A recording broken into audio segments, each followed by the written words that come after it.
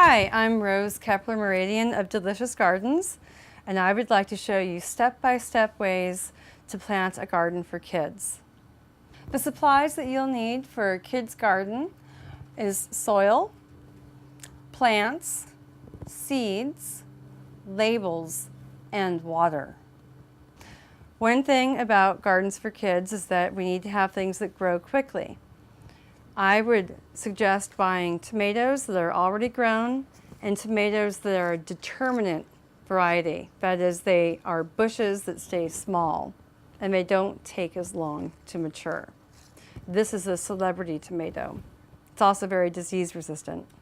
You take off the bottom leaves and you plant it very deep, because each one of these hairs, you'll notice that all tomatoes have hairy stems, are actually the beginnings of roots, and you want to have very strong root system.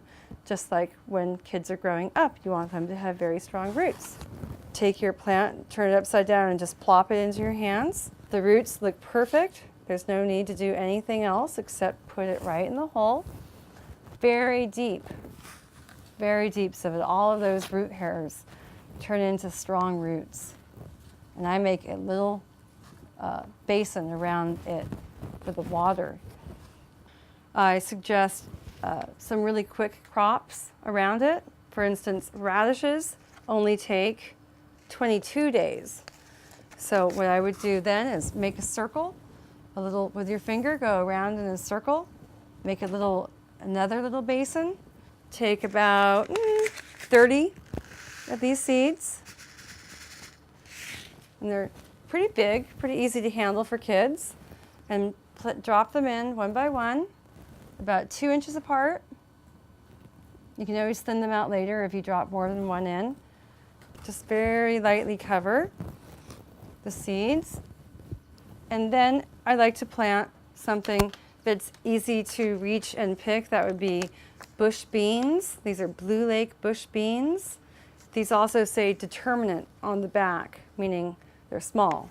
These you can plant in a square around the circle of the tomatoes and the radishes.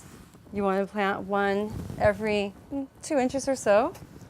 They're very easy to see, which is great for kids. They can see what they've done. And beans take about a week, and you can start seeing the stems start to grow right out of the soil. It's very rewarding. It's very important to label where your vegetable seeds are, because children forget, we all forget, but you want to make sure that you put your label right where your radishes are, for instance. Using pencil is better than pen because it doesn't fade and go away with water. Speaking of water, you want to make sure that you always water your plants daily. In this case, we have a very small area. We know exactly where our seeds are because we marked them with our labels. And we want to make sure not to get the leaves too wet. We always want to water first thing in the morning, not late at night, but first thing in the morning.